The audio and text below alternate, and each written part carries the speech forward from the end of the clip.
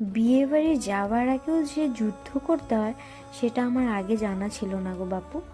এখন আমাকে বিয়ে বাড়ি কেন, মানে কিছু করার আগেই আমাকে কিছু না কিছু যুদ্ধ করতে হয়। যুদ্ধটা কার সাথে জানো? আমার ছেলের সাথে। তাকে সামলানো যে এখন এত ডিফিকাল্ট হয়ে গেছে আমি বলে বোঝাতে পারবো না। তাকে আমি কিভাবে যে রাখি ভগবানই জানে।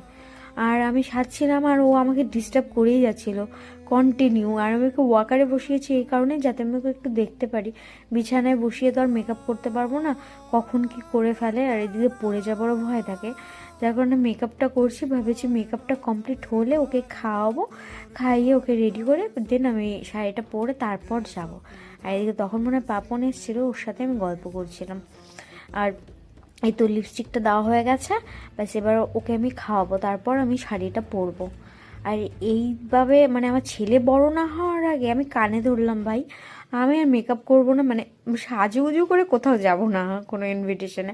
আমি নর্মালি যাব, খাবো, চলে আসবো।